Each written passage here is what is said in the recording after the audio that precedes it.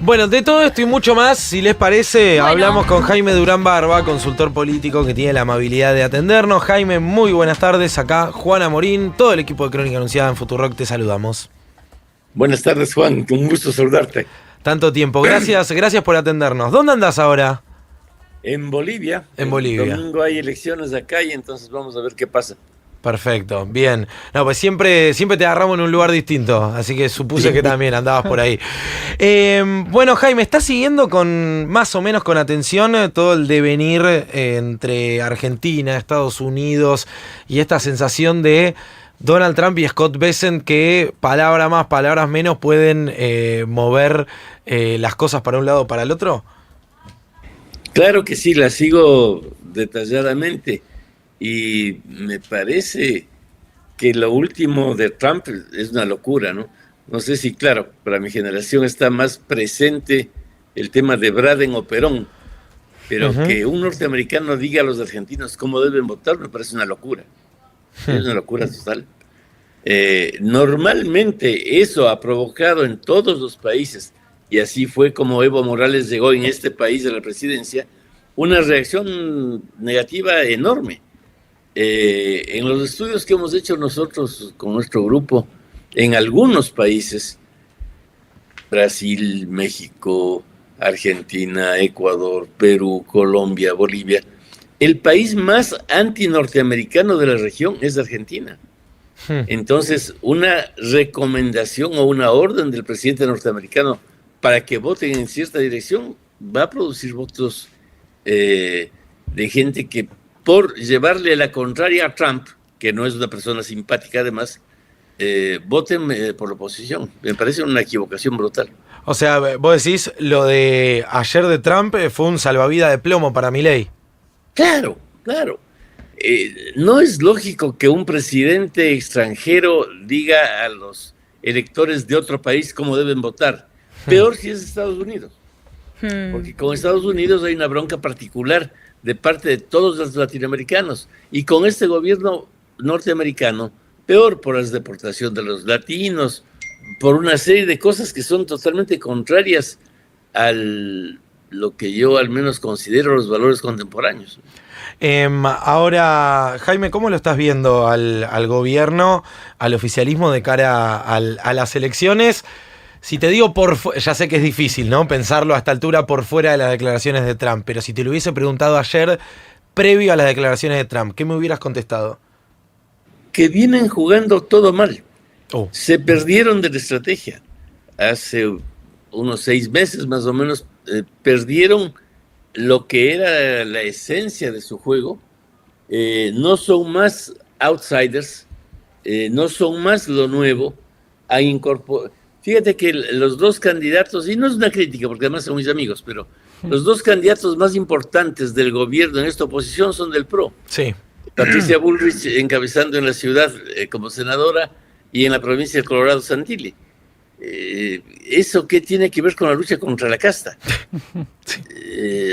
Y mientras tanto están expulsados, qué sé yo, Marra, El Presto, todos los que fundaron con Milei esta alternativa, que nos guste o no nos guste, ganó las elecciones con las posturas de ellos. Claro. Claro.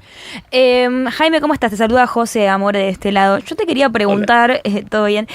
Si tuviste la oportunidad quizá de ver algunos de los spots recientes que compartíamos, en el que, bueno, La Libertad Avanza tiene esta difícil tarea en la provincia de Buenos Aires de decirle a su electorado que marque en la boleta el rostro de un candidato que no es el que está al frente, ¿no? De la lista. ¿Cómo estás viendo esa administración de crisis que tuvo que hacer La Libertad Avanza respecto a lo que pasó con el escándalo de Spert? Creo que se equivocaron también en el manejo de esa crisis. No es posible que un partido moderno, cuando sale, por la razón que sea, el candidato hombre que encabeza las listas, quiera bajarle a la siguiente, que es mujer, para que suba otro hombre. Es una discriminación contra las mujeres. Yo no le conozco a la candidata, no sé quién sea, pero no hay una razón para que eso ocurra. Lo normal es que suba toda la lista y encabece la lista la señora que estaba de candidata. Eso es otro elemento negativo. Si yo fuese ella, obviamente estaría resentido, diciendo, oye, me tocaba a mí y le ponen al tercero porque soy mujer. No está bien, es una discriminación contra las mujeres. Y además esta discriminación que, bueno, obviamente no está buena, pero tampoco sorprende viniendo del gobierno de Milei porque tiene una política bastante misógina. Digo, ¿qué te parece la administración de esta discursiva, ¿no? De decir, el eslogan era, si querés votar al Colorado, marca el pelado, creo. Digo, ¿cómo crees que el electorado lo va a tomar? Fíjate que yo nunca juzgo a nadie porque no es mi temperamento, pero justa o injustamente Spert está con una mala imagen, está vinculado como imagen al narcotráfico. Decir, para votar por mí, votar por Spert, es una equivocación, otra vez. O sea, vos puedes decir, para votar por mí, vota por alguien que tiene buena imagen, que atrae a los electores, pero no a alguien que justa o injustamente le han vinculado totalmente con el narcotráfico. El Colorado tiene menos negativas que Spert, como dice, para votar por mí, voten por él. Claro. Es otra equivocación. Claro. Jaime, ¿cómo andás? Matías Wasserman te saluda. Hola, Matías. ¿Qué tal? Tenía la duda, vos sos especialista en comunicación política y te voy a pedir casi como favor separar dos cuestiones que están muy vinculadas, que son la comunicación y la política. Pero recién, por ejemplo, nombrabas a Santilli y Bullrich encabezando en provincia y capital. Parecen ser más decisiones políticas. ¿Cuánto puede hacer la comunicación cuando la política no acompaña? Pienso, por ejemplo, en los resultados de la provincia de Buenos Aires el 7 de septiembre. Finalmente, la política es psicología y comunicación, no es otra cosa. Y por eso en las campañas modernas, y eso también lo hizo Milei cuando fue candidato, tienes especialistas en comunicación política que asesoran al candidato para tener éxito. Eso pasó también con Macri durante 15 años. Es lo moderno, pasa en todo lado. La política es comunicación. Ahora, debe haber un equipo en el que los técnicos en comunicación sean escuchados, no mandan, pero sean escuchados por el político que toma las resoluciones en última instancia. Ese equipo que hubo en el PRO entre el 2005 y el 2018 y que hubo en la primera etapa de Milei, porque uno como profesional olfatea lo que está pasando y se da cuenta de que hay estrategia, dejó de haber hace unos 6 meses en que por pelearse entre sí los miembros del gobierno terminaron arruinando todo. Yo personalmente tengo mi estilo de trabajo, no creo que los consultores deben inmiscuirse en el gobierno nunca para tener un nivel de objetividad mayor, profesional, y sobre todo para no entrar en conflictos de interés con políticos. Yo creo que Caputo, que es el estratega del gobierno, en ese sentido cometió un error al meterse a actuar como político. Claro. Cada uno tiene su punto de vista, pero yo no creo en eso. Yo creo que en lo posible el consultor ni siquiera debe ser partidario del candidato. Claro, empezó con vos, Santiago Caputo, de hecho, ¿no? ¿Cómo? ¿Trabajó con vos? ¿Empezó con vos o no? Sí, es un chico muy inteligente, muy estudioso, pero creo que su error fue envolverse en el manejo del gobierno. Claro. Yo nunca hago eso, yo estudio, analizo las decisiones a y tomar. le sugiero al presidente, creo que esta vía es adecuada por esto y esta no. Ahora vos decidí, pero jamás he sugerido yo el nombre de un ministro, ni siquiera cuando fui jefe de gabinete en el Ecuador.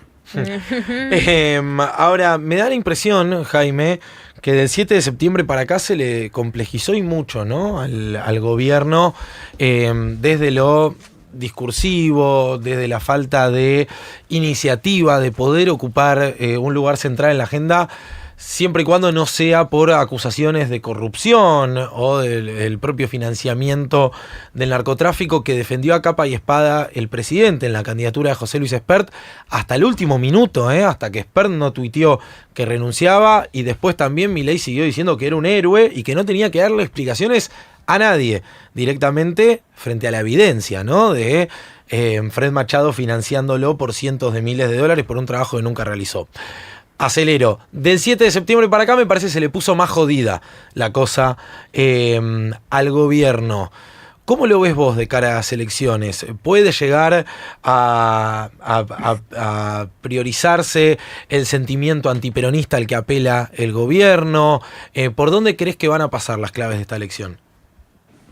Mira, desde el punto de vista técnico, supongo yo que el gobierno tendrá una estrategia que se escribe cuando se llega a un gobierno. Yo he escrito estrategias para varios presidentes y jefes de gobierno.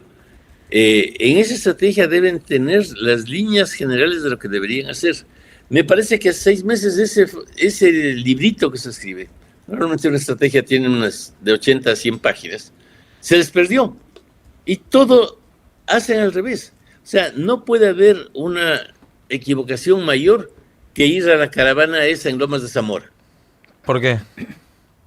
Porque en la recta final de una campaña, desde el punto de vista profesional, técnico, lo que hace son cosas que salgan bien, que demuestren optimismo, que les digan a tus seguidores, esto está funcionando. ¿Para qué te metes en el corazón del peronismo más duro, en Lomas de Zamora? Y si te metes ahí, hay que hacer las cosas bien. Siempre se manda delante del candidato, y peor si es presidente, una avanzada, que revisa meticulosamente la ruta por la que va a transitar el candidato para ver qué problemas puede haber. Siendo presidente, además, debió haber 2 avanzadas, una de la presidencia y otra de la campaña, que evidentemente tenían que detectar que había un camión con escombros. ¿Cómo no retiran eso? Eso es del primer curso de la facultad en la que yo doy clases. El chico más inocente sabe eso. Luego, ¿cómo no tenían un plan de contingencia? No, tú vas a un sitio lo vimos peligroso, a Spert irse en moto, de hecho. Claro, cuando vas a un sitio peligroso tienes un plan para salir honorablemente del sitio. Y no salir corriendo una moto haciendo el ridículo. A mí me recordó la película Mujeres al borde de un ataque de nervios de Almodóvar, Sí. en que al final la señora esa sale en la moto con los pelos parados. Sí. Pero la señora esta no tenía pelo siquiera. Es una catástrofe.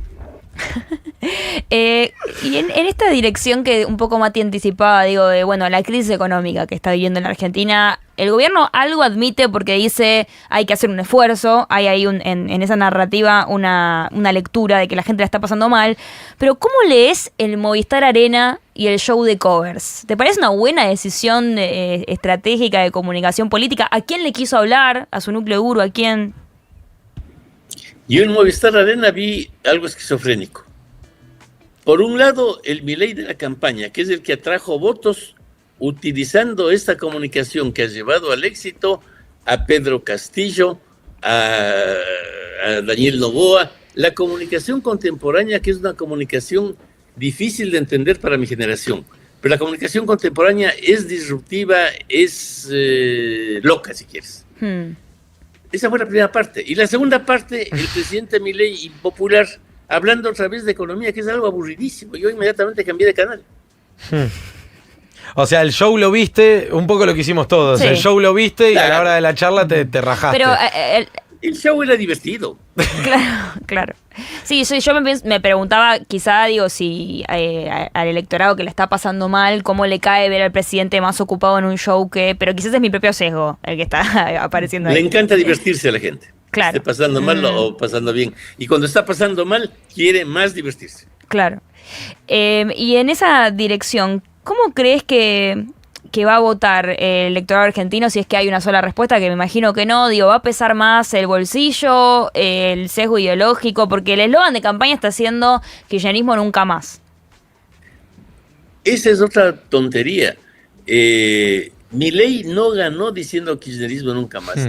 Hizo nueva política, que significa no hablar de política. Claro.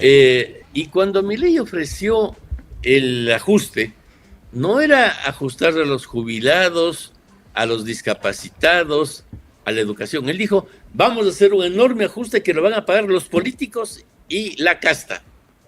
Resulta que llegó y quienes aparecen pagando son los jubilados, son los discapacitados, son los hospitales, son las universidades, todos personajes con los cuales los argentinos se identifican fácilmente de manera positiva. Entonces ofreció perseguir a los malos y llegó a perseguir a los buenos. Esa es una falta de coherencia en el discurso que le va a llevar, creo yo, a una derrota muy importante este fin de semana. Mirá, o sea, ¿pensás que el gobierno va camino a perder las elecciones? Sí, porque en Argentina en general tenemos un error conceptual muy grave, que es creer que la economía determina la política, y eso no es así. Yo he trabajado 50 años en campañas, y este domingo verás desde Bolivia, nunca perdemos nuestro equipo, nunca. Hemos perdido la de Macri el 19 porque ya no teníamos mucho control. Pero nunca perdemos, y a veces en situación mala de económica, a veces buena, no importa un rabo la economía. Lo que importa es la comunicación del candidato con la gente, partiendo de que la gente es más importante que el candidato. O sea, el espectáculo de Milei en la primera parte recordó al Milei antiguo, que era un Milei amenazante, pero casi como los locos Adams. Amenazante gracioso. Cuando él finge la voz para ser un león que ataca y esto y otro, es gracioso. Es humor negro, pero es humor. Milei de campaña fue eso. Un personaje gracioso, raro, llamativo.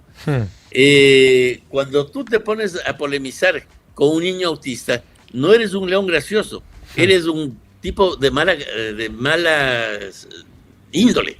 La gente te ve como un mal tipo. Claro. Y Milei lo que hizo en los últimos meses, enfrentándose como te digo, a discapacitados, universitarios, hospitales, es acentuar una imagen de mal tipo que no es la imagen de la primera etapa del show, que es la de un tipo que finge ser malo, pero es gracioso.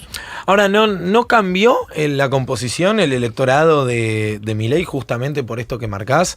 ¿No apunta a un voto más antiperonista, si se quiere, producto de que hay muchos que confiaron en él y quedaron desencantados? Digo, confiaron en él por fuera del eslogan kirchnerismo nunca más en su momento, porque no era su propuesta, sino el ajuste es a todos los chorros de todos los sectores, de la política, la casta y demás, y que ahora tiene que aferrarse y recluirse en el antiperonismo porque ese voto se defraudó, se decepcionó.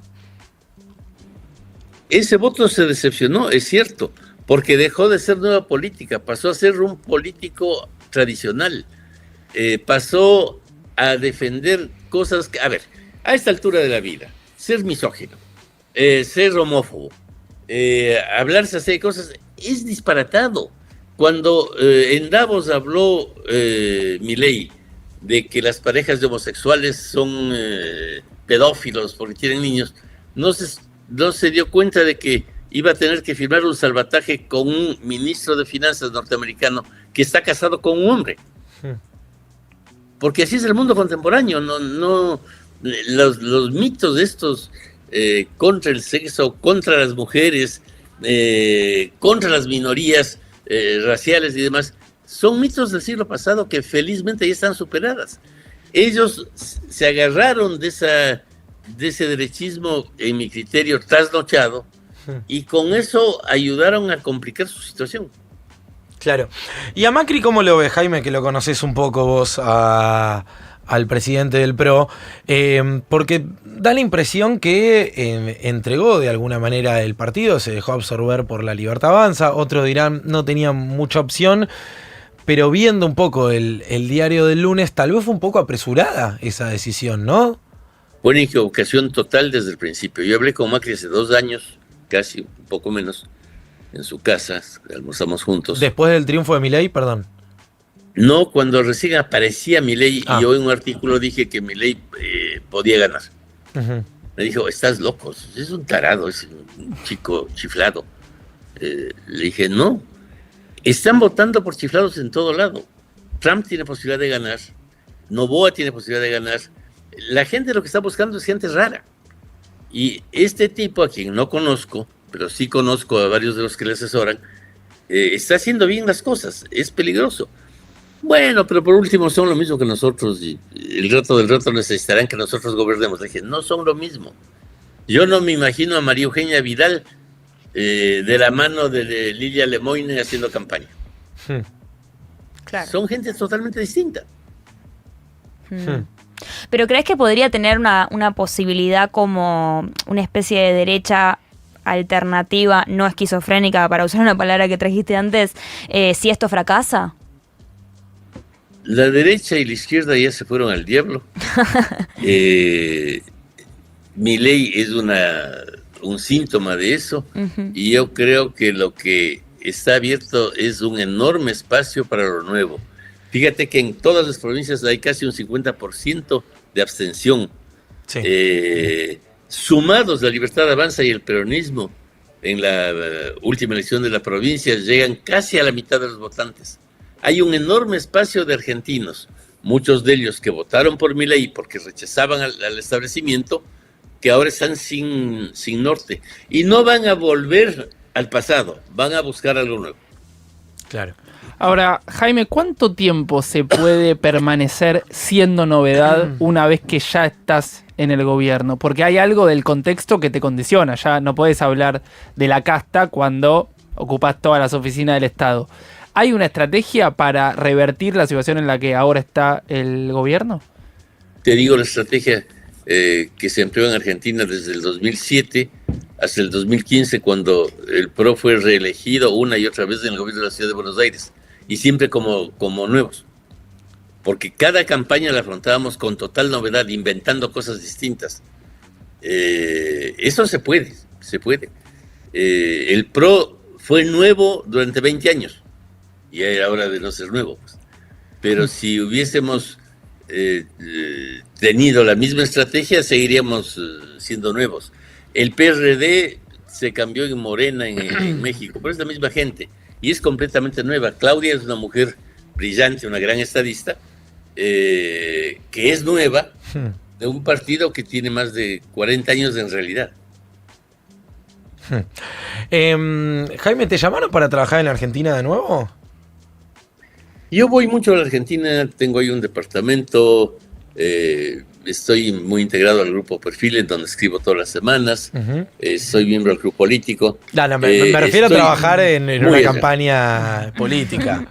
No, me es incómodo el asunto, me da mucha pena. Yo fui uno de los que ayudaron a Mauricio a construir el PRO, me da mucha pena que ese proyecto se haya estrellado. ¿Ya está ese proyecto? ¿Cómo? ¿Ya está terminado el proyecto PRO? Creo que sí. Se acercaron tanto a la Libertad Avanza que se quemaron. Claro. No, porque además no pueden ser más novedosos que la Libertad Avanza para ocupar un espacio. Porque no son más novedosos.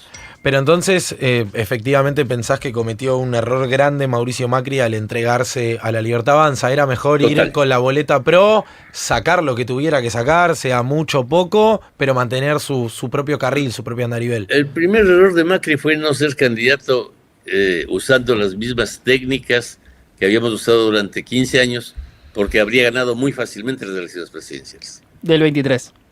Claro. ¿Del 23? Sí, ver, ¿qué era más difícil? ¿Ganar esa elección en que Alberto Fernández tenía una imagen lamentable, que era su gran opositor, o que Francisco Narváez le gane a Kirchner en la provincia de Buenos Aires, o que Esteban Bullrich le gane a Cristina en la provincia de Buenos Aires, o que el propio Macri sea jefe de gobierno, que después parecía fácil, pero al principio era muy difícil? Fueron elecciones mucho más complicadas, pero por alguna causa Macri cambió de estrategia. En vez de ser lo que había sido el PRO, que era un sitio de encuentro de mucha gente, un sitio de centro, trató de ser una cosa de derecha anticuada y se hizo pedazos. Bien. ¿Cómo ves a las candidaturas de estas provincias unidas que apareció ahí? Bueno, Gringo Schiaretti, no Puyaro, esta como tercera fuerza que en algunas provincias pareciera tener algo de lugar.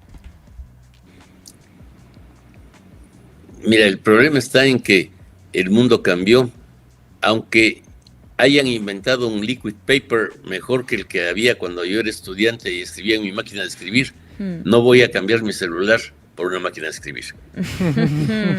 Claro, más de lo mismo, digamos.